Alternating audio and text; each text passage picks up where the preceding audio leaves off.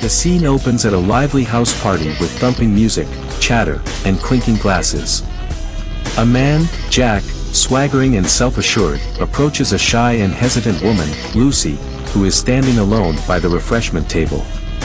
Yo, what's crack-a-lackin', sweet thing? Mind if I slide into your blast radius, my bomb-bangin' bodied baby girl? Hi, okay, sure. Aight, cool. Let me introduce myself properly. They call me Jack, but you can call me Smooth Operator. Smooth Operator. Okay. I'm Lucy. Lucy, huh? That's a name as sweet as honey dipped in gold. You lookin' like a straight-up masterpiece in the midst of this chaotic art show we call life. Oh, thank you. That's nice of you to say. Nice? Nah, girl, I'm spittin' truth like a poet on fire. You got me feeling some kinda way, like I wanna dive into your vibes and ride the wave of your swoon song. Wow, that's quite a metaphor. Metaphor? Nah, baby, I'm speaking straight from the source of all things sublime, my dime. You got me in a trance and a half, like I'm mesmerized by those tasty thighs, and I ain't even mad about it. Lucy giggles nervously. I don't know what to say. Ain't no need for words, honey dip. Let's just vibe, you and me, and take a tantalizing train trip for two to sexy city, capital of provocation nation. As the music pulses louder, Jack takes Lucy's hand and pulls her into a playful dance, spinning her around the room. Lucy laughs. This is unexpected. Unexpected? Nah, baby. This was written in the roots of the rooibos that gave me these tea leaves of radical real talk with a faint twist of raspberry. And you, babes, are as prophesized. You and me, we're like peanut butter and jelly, hip-hop and metal, destined to make sweet music, rock arenas, and break waterbeds together. As they dance, Lucy's hesitance melts away, and she starts to mirror Jack's moves with more confidence. You know, Jack, you're kind of, like, charming in a ridiculous sort of way. Ridiculous? Ah, shucks, you flatter me, Juicy Lucy. But hey, sometimes love is a little ridiculous, ain't it? True facts. That's what I'm talking about. They continue dancing, lost in the moment, as the scene fades out with the sounds of the party in the background. KCHUNG Los Angeles, 1630 AM, KCHUNGradio.org. This is Emerson Dameron's Medicated Minutes, medicated-minutes.com, presenting a night of bite-sized erotic thrillers.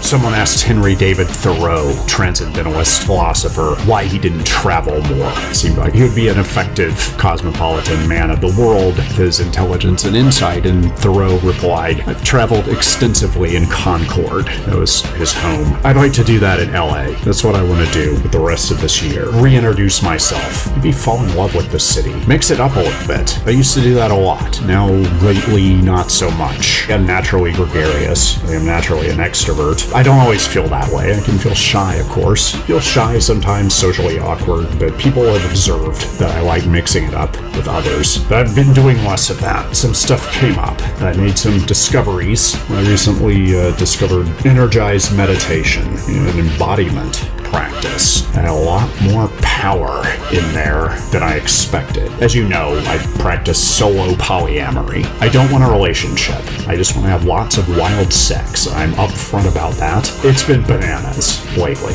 Absolutely buck wild. Wilder than that. It defies the laws of physics. Quantum sex. And I just discovered it within myself. I started doing energized meditation. It just came out. What is the practice? Should I tell you? I'm not going to tell you. You don't need that information. It's going to do you more harm than good. Put a pin in that. Actually, put a pin right here. Yeah, in your arm. You've gotten shots before. You can do this. Just stick. Yeah, just like that. Maybe it hurts for a fraction of a second. Do you want me to slap you? I got a flash in your eyes that said, slap me. But ask me first. That's part of my protocol. Do you want me to slap you? If I don't, you'll never know what it feels like. This could be your shot. This could be your chance. That was not bad at all. I should be honest with you about something. I don't think that you're very smart. If you look at the intelligence, the modal American, you're a lot dumber than that. I play along, I humor you. The truth would drive you insane. You're someone that needs to be lied to, protected. I preserve the bubble, but after a while I resent treating stupid people like they're intelligent. I'm just clarifying my position. Clarity kills ambiguity. So what are you gonna do about it? Take me to court? Bring your IQ test. Except don't. Only idiots think that that's a good way to measure what they call intelligence. Alright. This is different. This is interesting. I like where this is going. We had a breakthrough.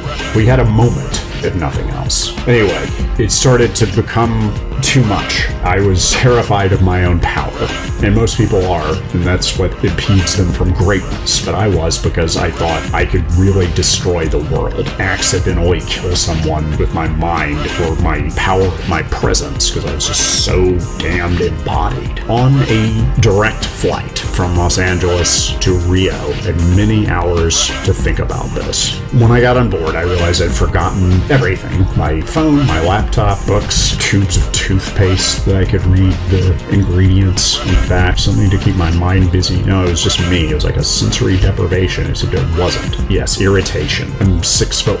Flying coach is torture for me. That we need armed revolt. Heads on pikes. I have friends that have believed this for a second. I was always resistant, if not contemptuous. I ridiculed their beliefs to their faces, but now we're reaching an impasse. I realized on that plane ride that I completely lost my mind. I think it's the first time I've ever been happy. Ask if you are happy and you cease to be so. I don't have a lot of experience with happiness. Maybe it's sour grapes, but I'm skeptical of happiness as a goal. By the time I touched down in Rio, I was utterly mad, cracked, bananas, off the deep end, no longer playing with a full deck. It was all jokers. Then I realized a couple of things. I realized where I screwed up. I realized that I could resolve to never do the exact same thing again. That I could honor my commitment. I was capable of that. I always have been. Honoring your commitments and living in integrity is just a process of elimination. Yes, I think you're brilliant. Otherwise I wouldn't have said it. I don't want to make your head explode. You're not stupid. You're whatever the opposite of that is. If we ever really understand intelligence, you'll be in that category, maybe posthumously.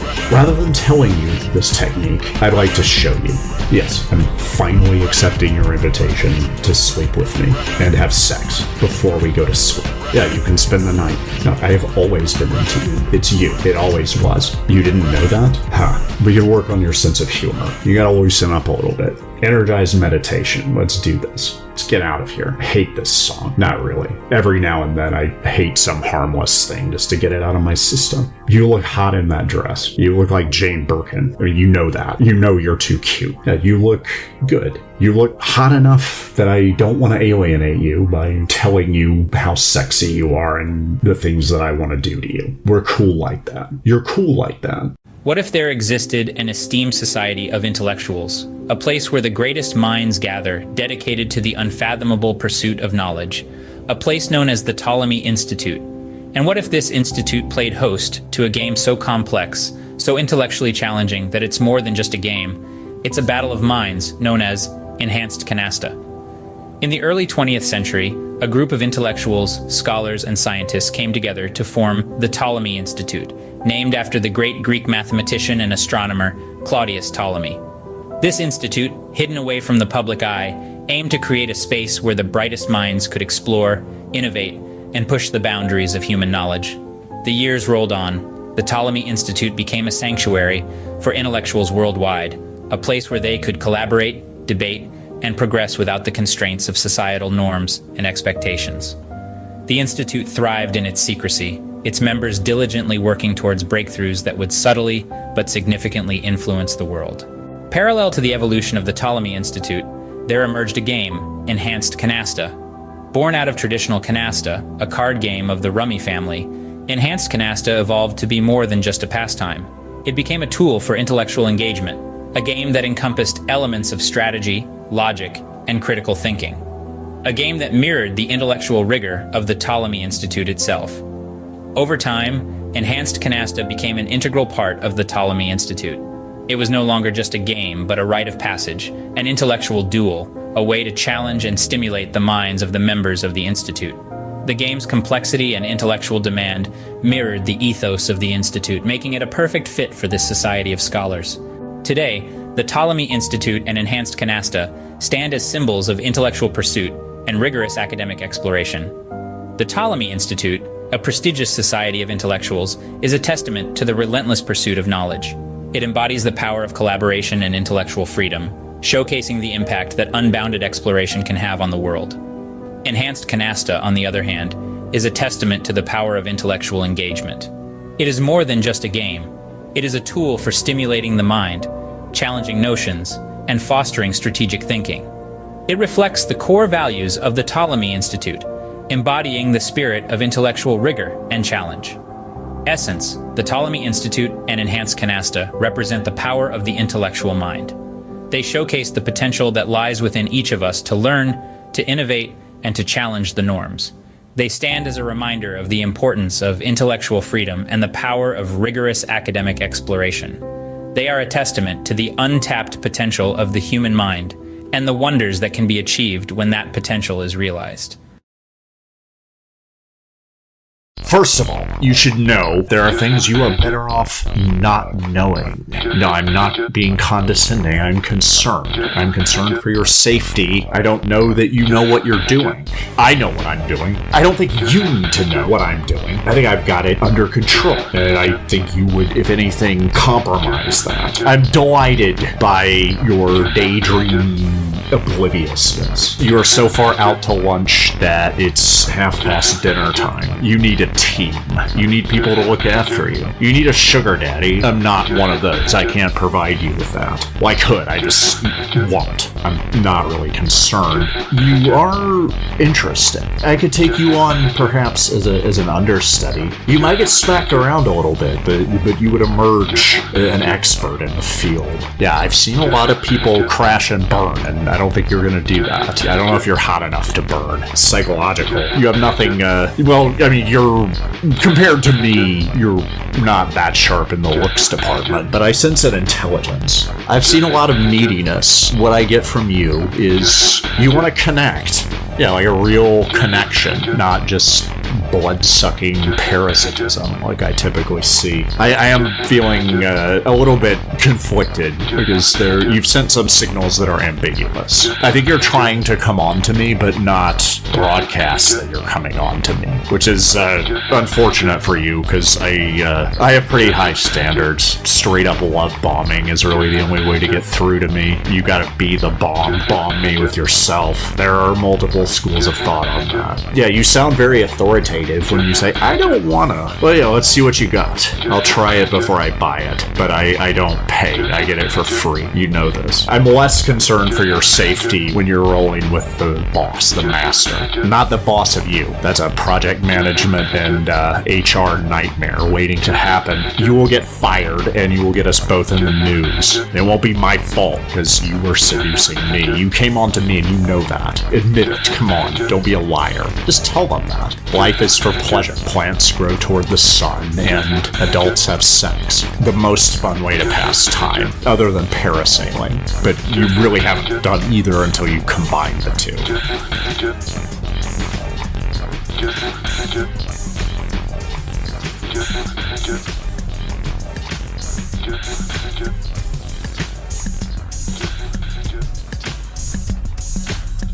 Let me tell you a story about a woman I knew. By the end of it, maybe you'll know yourself. Her name was Aurora. She was the best ballet dancer in her group. Best in the city, not in the world, but nobody cared. She was the best right there, and everyone knew it. She knew that they knew it, but she didn't know it, and she only knew the rest unconsciously. That was her secret weapon. I knew Aurora better than she knew herself.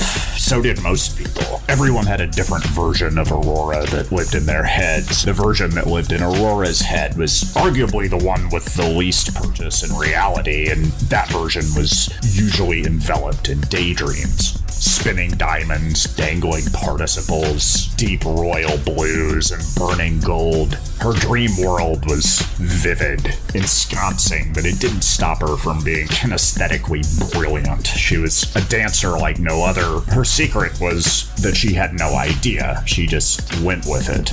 If she tried, the effort would have been an impediment. She didn't need to get out of her own way because she never got in it. Her head was so dreamy that her physical presence was purely steamy, as could be seen in her audition for an avant-garde version of Sleeping Beauty. The director, Ivan, was entranced by her spinning, her graceful snakery across the stage. She was deep in her own head. She had encountered Sarah, another dancer she'd known. In ballet school, they had bonded about as much as any two people can bond before Sarah committed suicide. Aurora felt somewhat responsible. She knew something was wrong, but she hadn't done anything. She didn't want to intervene on a hunch. In her dreams, they'd become even more intimate. Yes, in a sexual sense. Reality couldn't hold a candle to the cascading volcanic orgasms she experienced in the dream world, but she was doing just fine in the real world. She easily scored the part of Aurora, which wasn't even what she was auditioning for. Aurora always auditioned for parts she thought were too hard for her to get, because that way when she failed, she could learn something, but it wouldn't be too much of a shock. Not even a disappointment, really. Disappointment was fleeting. She could escape into the dream world and ask the dream characters if they had something to show her and experience acts too depraved for Urban Dictionary. She knew a lot of this was acting out in her frustration and confusion and wondering why left in the wake of Sarah's suicide. She did the auditions to distract herself, to get out of her comfort zone, because her comfort zone was becoming deeply uncomfortable. As she danced, her mind was way on the other side of the earth. She knew if she didn't get the part, it would remind her that she's not special, which she doesn't want to be. Becoming special would be the end of everything. Ivan doesn't even know her name is Aurora. He believes in the power of nominative determinism and may have given her the part just based on that, but they were auditioning under numbers, not names. She got the part. Ivan rewrote the whole production around Aurora's aura of charisma. He'd become deeply obsessed with her. She got deeply into the world of the play, which began to merge with her dream world. Sometimes it was awkward. She dove into a passionate sexual relationship with Ivan and almost got him into the dream world, but it was a little bit too self-important. Also very obsessive. Aurora was his muse, his most astute critic and most enthusiastic cheerleader, which is good. Ivan had a cheerleader fetish. The uniform was not negotiable. He was also into cannibalism, not practicing, and he didn't feel great about it. That obsession led to his developing an encyclopedic knowledge of the history and uses of salt. He could talk about that for hours. That was his charming side. When he had too much to drink, he would confess to things that he probably shouldn't have. Aurora didn't know if he was just reflexively lying, but she realized she needed to get some space. She went to her favorite bookstore, her regular hangout, ran into a young man named Nikolai. Nikolai wore a sport coat with patches on the elbows. He was so self-conscious that Aurora developed a fascination with him. The only thing she knew about him was he was desperate to be liked, so she could project whatever she wanted onto Nikolai and imagine him to be the ultimate dream character and combination of all of the traits she admired and ached for and longed for and drooled over. Unfortunately, Nikolai took that to mean he was doing something right and continued to overthink every detail of his presentation. Aurora had a fascination with how people behave in public places, the interaction rituals that drive it. She used Nikolai as something of a lab gerbil, a test subject for experiments in debauched sex and dubiously ethical behavioral experiments. It was all good fun among consenting adults. It was a much-needed break from the play. If you're involved in a scene with a lot of drama, it's important to have friends with benefits or without. Outside of that scene, you'll understand immediately how unimportant all of that stuff is. But Aurora had a thing for bringing her worlds together, and she could bring Nikolai into the dream world easily, which she did, sometimes thrice a day for 3 threesomes with Sarah. Sometimes each of them came once, sometimes they all came 3 times. Sarah kept upping the frequency. After the play debuted to rapturous reviews, it became the talk of the local art scene. Aurora and Nikolai took Ivan out to celebrate. Ivan had become obsessed with ceiling fans and autoerotic asphyxiation and was getting close to seeing how the two could be combined, and that was too fascinating for him to realize that Nikolai and Aurora were sleeping together. He did manage to get drunk enough to get beside himself, to get over himself, if only temporarily, and long enough to get into the dream world. Aurora, Sarah, Ivan, Nikolai found themselves together in the dream world. A spontaneous orgy broke out. At first, Nikolai had too many nerves, and Ivan was too drunk. Aurora got bored and started channeling some other dream characters that she'd met, which is how she discovered that there was a portal to a deeper circle of the dream world hidden in the basement of a local sex dungeon. It was 3 in the morning. It took them about 30 minutes to get there. When they did, Sarah told Aurora they needed to get the party going before the sun came up. It took about 30 more minutes. Then Nikolai threw on Massive Attack's mezzanine, and pretty soon they were going at it so hard that they summoned a group of demons. That's how I got involved. I'd known Aurora for a long time. I was one of her recurring dream demons. Aurora's dreams were a high-rent district, but at this point, I'm flush enough to live in the dreams of anyone I want. After some good-natured teasing, Nikolai started really going at it. He realized his true desire was to find himself and become who he was, which he did, and frankly, it was glorious. I don't want to talk about it, because he's taken on a whole new identity now, and I don't want to dime him out. Ivan got over himself. For good. For real. He became someone else. He realized he wasn't special, and that saved his life. He was scheduled to die in 6 months. A drunk driving accident. The timing was good. My timing is always good. I'm a demon. My timing is demonic. He realized he wasn't really into cannibalism. He was starving for intimacy. For a while, he lost his artistic juice. He also lost his muse, as Aurora realized her true desire was to become one with Sarah, which they did. They haven't been seen since. They left in a swirl of thrilling pyrotechnics. Isaac's next play was terrible, but the one after that was a whole new flavor. He accessed a different part of his psyche. It was really interesting stuff. Spoke to a lot of different audiences at once. I'd like to say I helped with it, but I'm a demon, not a creative consultant. I've been around for thousands of years. At this point, my tastes are pretty extreme.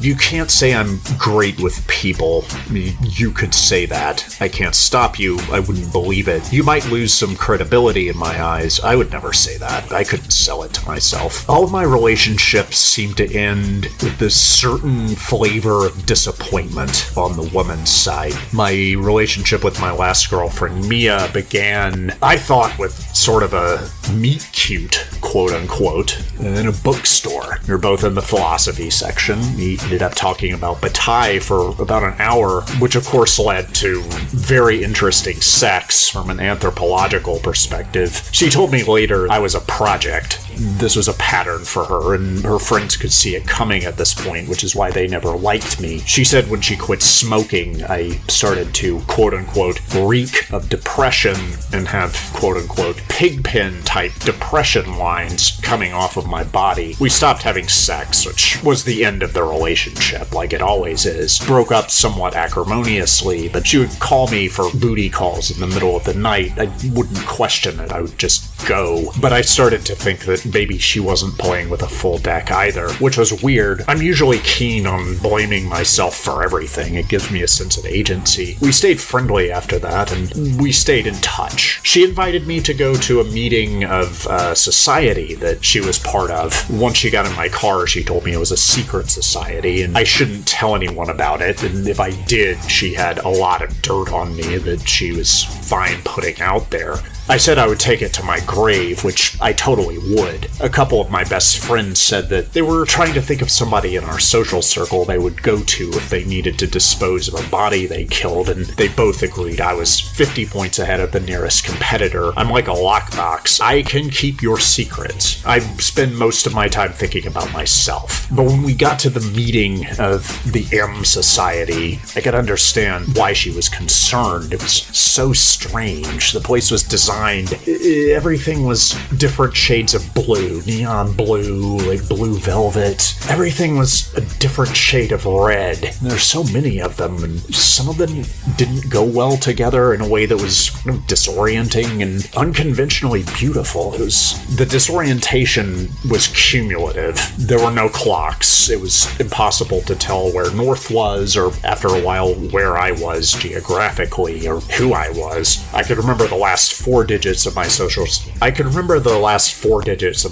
security number, but not the rest of it, which I realized when I was having extraordinarily passionate, rough sex with Angelina, a high-ranking member of the group who I hooked up with when we stimulated each other intellectually more than we planned on in one of the salons. She told me to say her name and then asked for my social, and I couldn't remember it. The sex kind of fell apart after that. She seemed really angry and disappointed in a flavor that I hadn't experienced before. Eventually, I figured out that the problem was I was an offering for Mia, who's one of Angelina's students.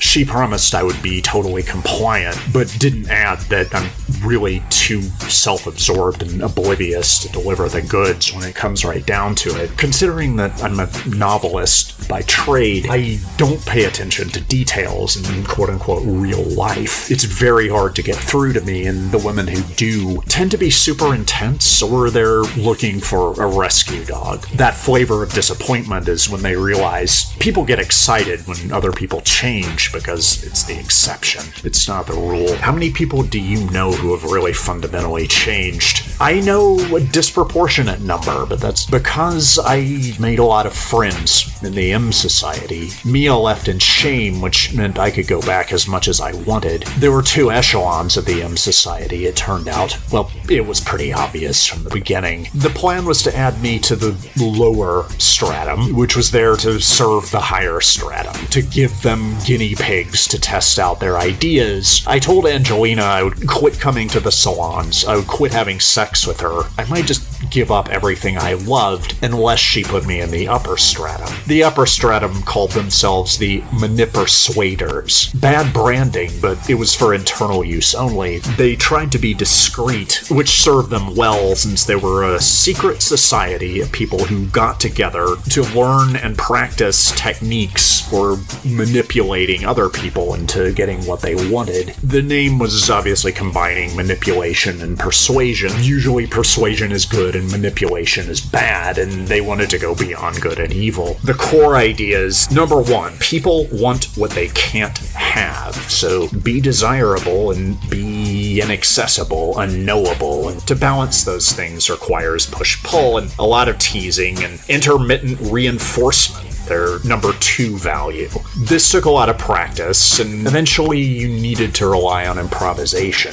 It had to be in your muscle memory and in your bones and your DNA, really. You had to play people in the manner of a great jazz musician. Give them enough of what they want to keep the wheels turning, and give them enough well-timed punishment and occasional random punishment to keep them in your thrall and keep them confused and off balance. This sounds like an awful way to treat people, but number three, you are the prize, convinced a lot of us the more that we did the daily practices, affirmations, and mantras that came along with that.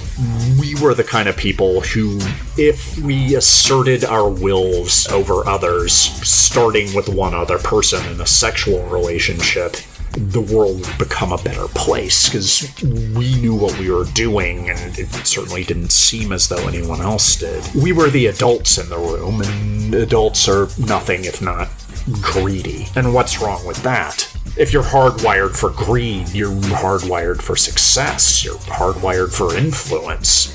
world is going to recreate itself in your image if you don't take rejection as a referendum on you or take your bad luck too seriously. Number 4 was life is unfair and can be gained. The fact that it's unfair is why you have a chance to succeed. You have one life. This is it. This is all we get. That wasn't on the list, but that's something I believe. I'm not exactly an atheist. I haven't figured out how to spin this in a way that's appropriately coquettish, but it kind of ties in with number 5, you create your own reality, and eventually it becomes the reality. Everyone you know, sleep with, argue with, is a guest in your reality, and using certain techniques and practicing them every day eventually gives you the ability to decide what you want to feel, which takes away really any excuse to feel bad. You can make other people feel good too, sometimes in a way that ends up transferring a lot of their resources to you. If that's what they want to do,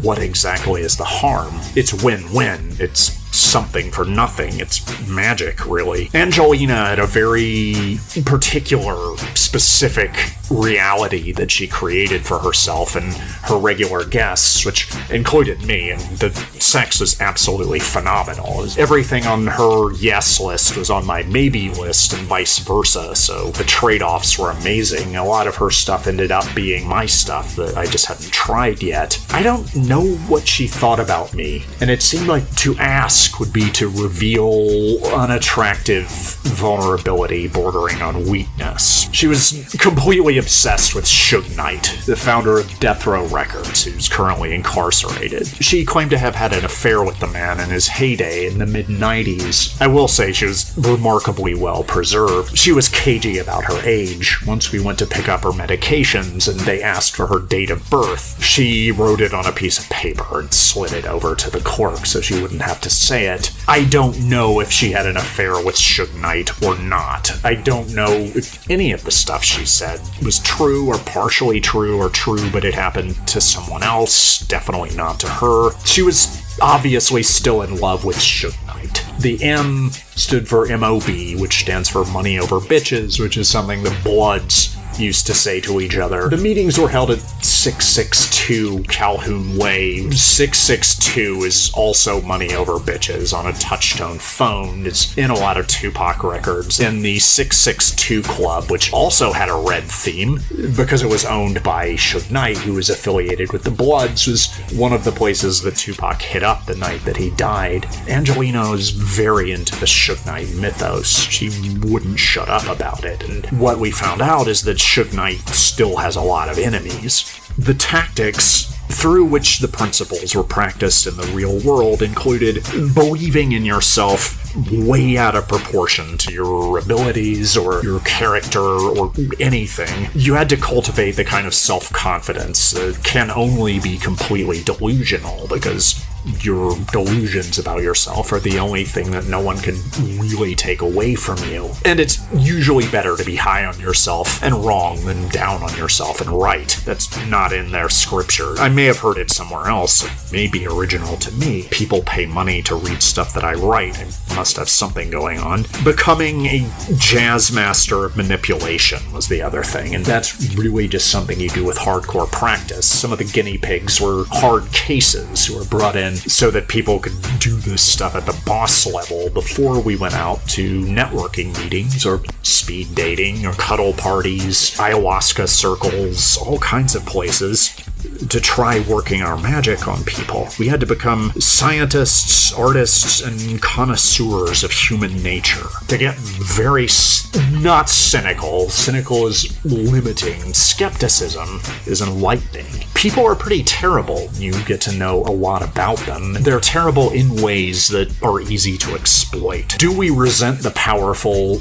because they lord it over us, or because we'd rather be lording it over someone else ourselves? We're just not able to believe in ourselves or transcend the sort of masochistic morality that we picked up from somewhere. Do you even remember where you got the things you believe? Do you know if maybe the person who taught you those things had something to gain from it. Worth thinking about. What else did your parents lie to you about? What do you really believe? Why are you afraid of your own power? Take off your glasses. God, your eyes are beautiful. I'm just gonna look at you for a minute. A lot of this stuff was straight out of Dale Carnegie. Use people's names, prompt them to talk about themselves, and let them do the work. Once you get really good at this, you don't have to try. You can figure out who's going to be into it and just wind them up and watch them go. The biggest principle, of course, was reality creation. World building of a sort. All the world's a stage, life is your laboratory, and it seemed like my life was turning into the coolest LARP I would never have allowed myself to imagine. I had lots of sex. I became a millionaire within 6 months. I started socializing with other millionaires. There were a lot of them in the Manip-Persuaders, and we got good at walking away while we were ahead. There was always someone around to hold the bag, and we got good at helping other people get what they want, which is pretty much guaranteed to destroy them. You might not want to know this, but there are a lot of people who were just better off without them having any power. And if you can neutralize those people by wiping out their self-confidence, the world really does become a marginally better place. I know, you feel like a jerk believing that, but start looking for it and you'll see. Emotions are something you do. You can change your state pretty easily once you learn to play greensleeves on your emotions, and if you're having fun doing it, and also showing up every day, dedicating yourself, and doing it when you don't want to do it, which is the mark of a professional, you'd be surprised how easy you can elicit any state that you want and apply what you've practiced on yourself to persuade others. All you really have to do is elicit their strategy. Emotions, values are malleable. Pleasure is everything. That's what doesn't go away if you stop believing in it. That's why flowers turn toward the sun. That's the only thing any living creature ever wants. Everything else is stuff that our ridiculous Rube Goldberg machine brains have somehow decided is going to help us in that pursuit, and we're just so wrong about so much of it. You really have no idea. It's a lot to learn. Like, the reading list is kind of ridiculous once you learn it. It still takes a lifetime to master, but it's so much fun. Eventually, you'll really surprise yourself. I always wanted to be a sex addict. I knew it would probably leave me feeling empty inside. That was a risk I was willing to take. That emptiness is where I used to be, and I never really liked myself, so yet another win-win. I was getting really good at those. And I was pretty empty and bored and frustrated by the time I met Haley. Haley was oblivious to all of this stuff. She thought it was ridiculous. She was very sexy and also so mean, but at the same time so blunt. I don't want to say empty. Stubborn, could be defensive when cornered, but much more effective on the attack, although she didn't seem to have much of an emotional response to most of this stuff. I happened to find one thing she was sensitive about. She did get a little bit reactive, but that was about as much of an emotional response as I was able to get out of her. Of course, I was totally in love. I took her to the meeting of the Manip-Persuaders because I thought she would be perfect for this. It's like she's bulletproof. Angelina thought she was an offering and completely fell apart when she couldn't get through to Haley. She lost it. We had to call her therapist and her mom. It was humiliating. We thought she was really overreacting to this. It must have touched on some major attachment wound, but it turned out that was just the Jenga block that brought down Angelina's tower. Her life wasn't going well. She had decided that she could entirely create her own reality, but some things are true and some things are not permitted. She was at the boss level. She was screwing around with the IRS and the FBI. She thought she'd figured out how to defy the laws of physics when she antagonized some people that turned out to be owed a significant debt by Suge Knight. They're never going to get that money from him, but they could get it from Angelina. She was obviously flush. The Manip-Persuaders brought in a lot of cash.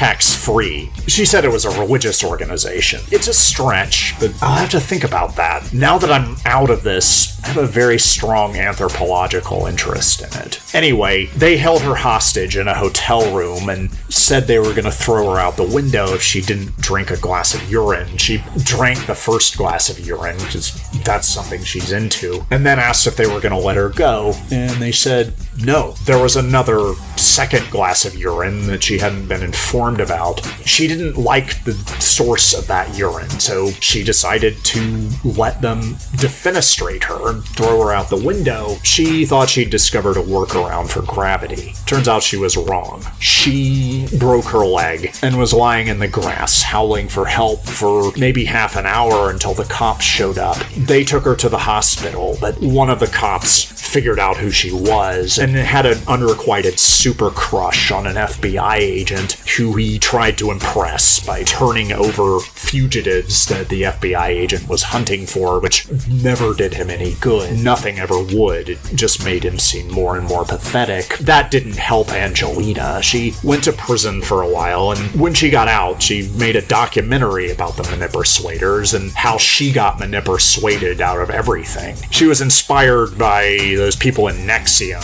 who got into Nexium because they wanted to get rich, which is the only reason to get into Nexium, which never said it was trying to save the world. It was hyper-capitalist personal enrichment cult. The Manippersuaders were at least trying to save the world. When Nexium fell apart, these people started new careers as wounded refugees and critics of Nexium, and now they're getting rich off of that. Angelina's still working on her hustle. She's obviously got some cash coming in, and she's developed a thick skin. She doesn't even mind when her followers come out and razz her while she's doing community service. I had a wild, passionate, loving in its own way sex romp with Haley. It turns out I really do have issues, and finding someone oblivious and thus passively enabling's not what I needed to get better. And I really did want to get better. To me, that was always the whole point of this. I wanted to lift up other people, too. I got a lot of good sex out of it, and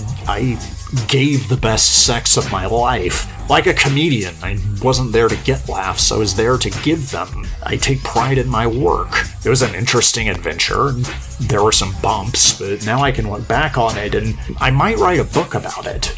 Maybe it'll become a New York Times bestseller. I'm still figuring out how to spin it so it makes me look awesome and doesn't incriminate me. You'd be surprised how easy it is to do that. Just don't start anything with Suge Knight. It's not worth it. There's absolutely no way it's ever going to be worth it.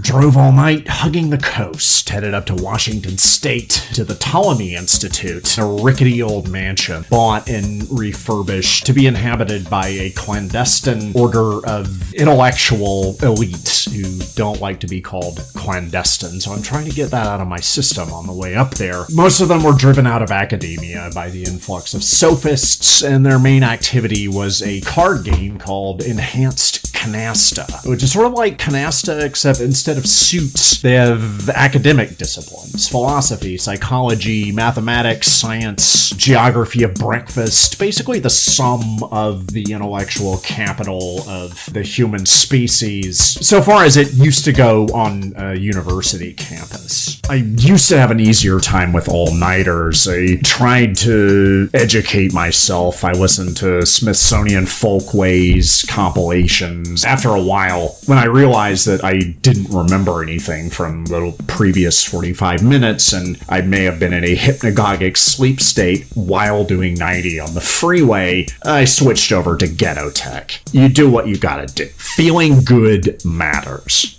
Enhanced Canasta had mostly been an underground thing for years and years, until the rise of Abraxas, the adept Albus, aka Abraxas Bold as Love, who brought a certain rock star charisma and self-consciously, flamboyantly obnoxious heel quality to the game. He dressed like a rock star, communicated like a young Pauly Shore. From a strategic point of view, there wasn't really anything special about him. He got wins, but not consistently. He didn't bring any particular innovation to the game. He put on a show. ESPN2 was starved for content. They started running Enhanced Canasta. Some old school Canasta fanatics got worked up about it. A lot of other people got interested, and it became a thing, but not really exciting on an intellectual level until Eurydice Fleming came along. Eurydice is a dark-haired, incandescently brilliant, fascinatingly enigmatic player of immense beauty and intellect, known for her sensual allure, 5-alarm smoke show, unbelievably hot. Even more so because she downplays it. She has to. She wants to be taken seriously, and it's mostly dudes playing this game, and it's dudes that didn't get laid a lot when they were younger and didn't think they were ever going to, and now they are, but they're using it to work out their bitterness from adolescence. One of them being Albus. Albus and Fleming have clearly been lovers at some point. You can tell if you read between the lines. They're not anymore, and Fleming is a much more interesting player.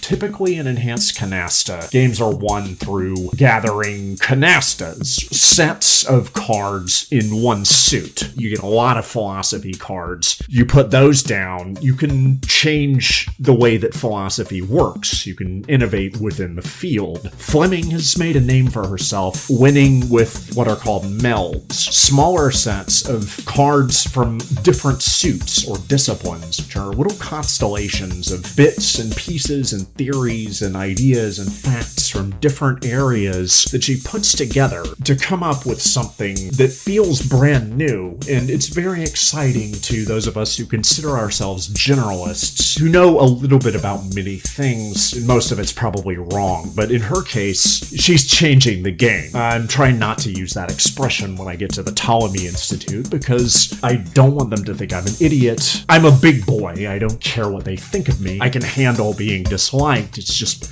I don't want to stand out. I'm not going to visit. This is an investigation. There's been a mysterious death. The Grand Dean of Enhanced Canasta, a fellow called Dean White Harrison, yes, that is his middle name, and yes, he does use it, or did, until he died, supposedly of overthinking himself to death. Implausible on its face, and a lot of suspicion immediately fell on Eurydice Fleming, for reasons that made some sense if you follow Enhanced Canasta, and others that seemed odd. She's a woman, she was disrupting the game, she's extremely attractive, and she'd been saying odd things that didn't harmonize with the worshipful quality that these people put on being cerebrally led of the life of the mind at the expense of the body, the soul, the crotch. She was spitting fire. She seemed like she wasn't holding back anymore, like she didn't care what these guys thought of her, and that was a dangerous position to be in, and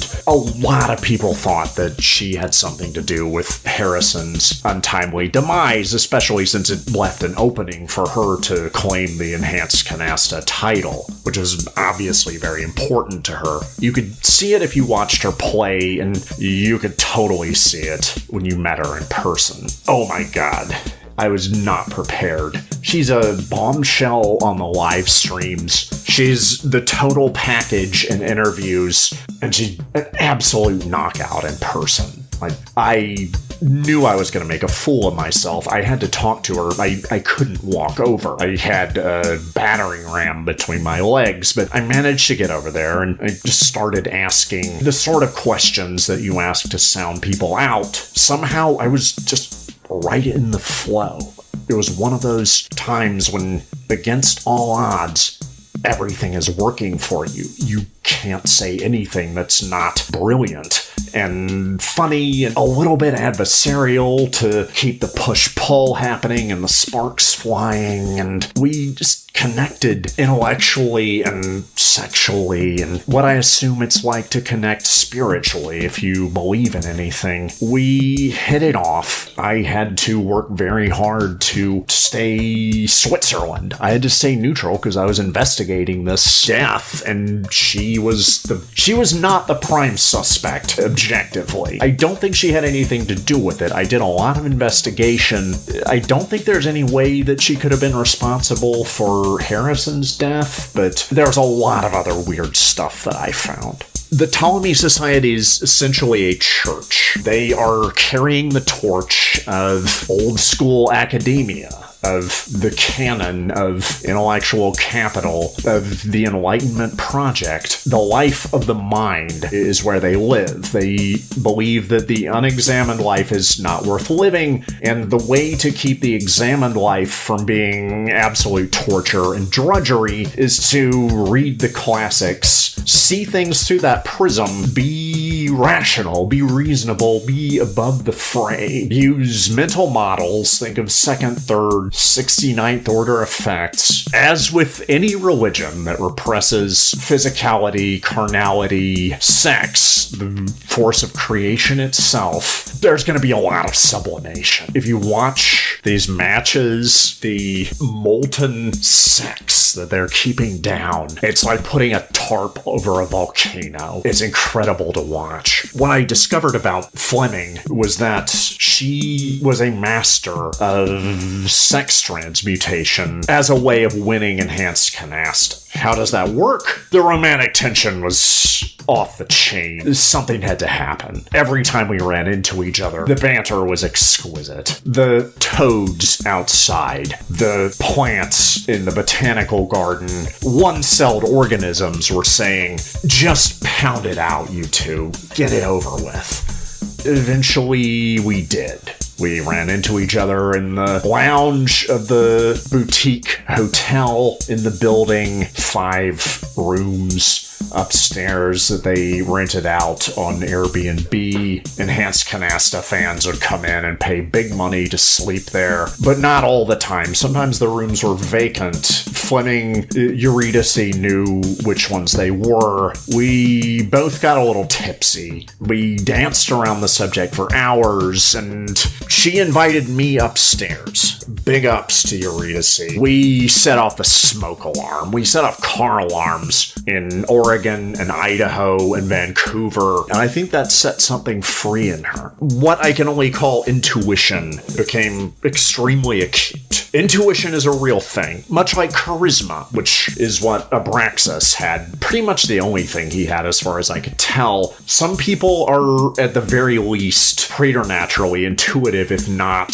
somehow cognizant on levels that science does not adequately explain. Eurydice is one of these people. She had figured out how to get into Abraxas's digital accounts when she knew that he was cheating on her. It was an open relationship, but they were supposed to communicate about what was going on, which Abraxas did not, to Eurydice's satisfaction or at all, so she had to find out for herself what he was up to. An extremely painful process that drove her a little bit nuts. But the upshot was that she had access to Abraxas's private life. She knew that there was more going on there than he was letting on. We figured out There's a reason that he became a star. He is running an entirely different version of Enhanced Canasta on an underground circuit, and I'm laughing to keep from crying because the stakes are much higher. This one is about total control of the human race, enslavement of everyone, slave morality for thee, master morality for Abraxas, and eventually Abraxas only, because his plan is to win against these other scumbags that he's brought in. He definitely killed Dean White Harrison because he has been openly bragging about it. He's spoiled and in the end not very bright, but very mean-spirited, very cynical, and he's always gotten away with everything. He doesn't have the OPSEC that he needs for this kind of project, but the question is who's gonna stop him? Eurydice suddenly becomes uncharacteristically reticent when that comes up. Eurydice had a weird childhood. She was raised in a cult that you've never heard of because it wasn't one of the more interesting or successful cults. There was a woman in the cult who was from a lineage of witches practicing magic with a K, who taught Eurydice a lot of what she knew. That was what was driving her mad because she had been using the stuff to come up with melds and come up with melds that were better than canastas and change the game, for lack of a better description. And she knew how to stop Abraxas using those techniques, but that would expose her and her Ptolemy Institute career would be over. She didn't even want to tell me about it, but I reassured her that I'm Antonio Snow. The reason I'm helping the good guys in law enforcement is to stay out of prison. I was an international con man. I was a card counter. I beat the house every single time. I was a safe cracker. No safe was safe when I was around. I killed the Buddha on the road, because for a while I was practicing Buddhism to try to restore my reputation, and I met the Buddha on the road, and I gutted him. Although I don't think he was the Buddha. I think he was just a transient. I'm a monster. That's probably flattering myself. I am a crook. I'm a crook who's trying to make good. Anybody that looks into my background is gonna know enough about me to know that I'm not a good person. I don't know if anyone's a good person. I think that everyone else is as terrible as I am, and I'm the only one who's being honest about it. Although it makes me question if we're really good or bad. I think those are limiting. We limit ourselves that way. I think the answer is to go beyond good and evil, which Eurydice could certainly do.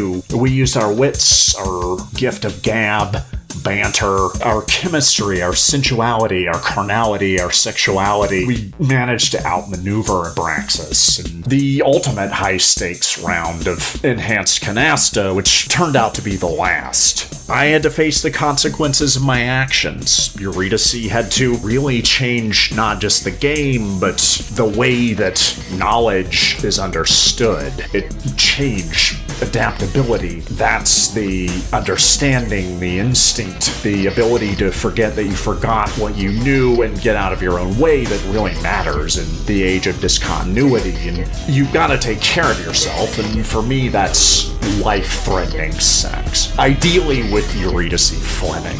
There's no contest.